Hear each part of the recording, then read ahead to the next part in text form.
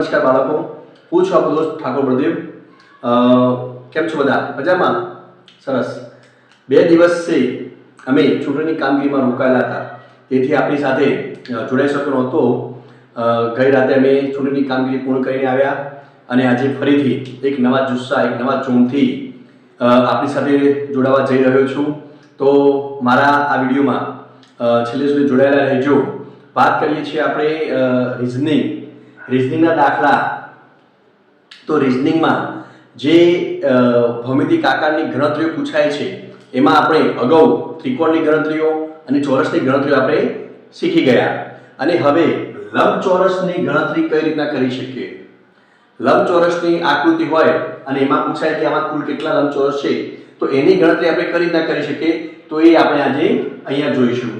તો આપણે આ જે લંબચોરસની ગણતરીની કઈ ટ્રીકથી આપણે એમાં દાખલા ગણી શકીએ એ શરૂ કરતા પહેલા તમને એક પ્રશ્ન પૂછવા માંગુ છું કે તમારામાંથી કેટલાને ગણિતનો વિષય ગમે છે?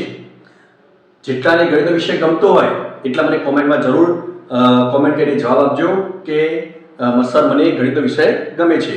તો શરૂ કરીએ આપણે લંબચોરસની ગણતરી. તો અહીંયા એક લંબચોરસ આપેલું છે અને એમાં અમુક ભાગ પાડેલા છે. એ ભાગમાં પ્રશ્ન પૂછાય કે આમાં કુલ કેટલા લંબચોરસ છે. આપણે પાયાથી જ શરૂઆત કરી છે કે આમાં કુલ કેટલા લંબચોરસ છે. તો આમાં આપણે કદાચ ગણવા જઈએ કે આ ઊભું એક ચોરસ છે, આખું એક ચોરસ છે, એના પછી 1 2 3 3 ને 4, પછી 1 અને 2 થી બનતું ચોરસ, 3 અને 4 થી બનતું ચોરસ, એમ ગણતરી કરવા જઈએ તો આપણો ટાઈમ બગડે. પરંતુ આપણે ડાયરેક્ટ ટ્રીકથી આપણે ગણતરી કરવી છે તો એના માટે શું કરવું, તો એ આપણે અહીંયા જોઈએ. તો પહેલા આપણે જોઈએ કે આમાં કુલ કેટલા બોક્સ પાડેલા છે. તો આપણે બોક્સ ગણીએ તો 1 2 અને 3. કુલ કેટલા બોક્સ પાડેલા છે? 3. હવે શું કરવાનું? તો હવે જેટલા બોક્સ પાડેલા છે એની ગણતરી કરી તો એના બધાનો 1 + 2 + 3 એનો સરવાળો કરવાનો. એ સરવાળો કરવાથી આપણને કુલ લંબચોરસની ગણતરી કુલ લંબચોરસની સંખ્યા કેટલી થાય એ આપણને મળી જાય છે. તો 2 ને 1 3, 3 ને 3 6. તો આ લંબચોરસમાં કુલ 6 લંબચોરસ છે. બરાબર? તો આ રીતના આપણે સરળતાથી એમ કે લંબચોરસની ગણતરી કરી શકીએ. બીજું જ એવું એક ઉદાહરણ જોઈએ તો આમાં પણ શરૂઆતમાં આપણે જે અગાઉ જેમ કર્યું એમ એ રીતના પહેલા આપણે શું કરવાના, એના બોક્સ ગણી લેવાના. તો આમાં કુલ કેટલા બોક્સ છે? 1 2 3 4. કુલ 4 બોક્સ છે. હવે શું કરવાનું છે? તો આ બધાનો સરવાળો કરવાનો છે. શું કરવાનું છે? આ બધાનો સરવાળો. તો 1 + 2 + 3 + 4.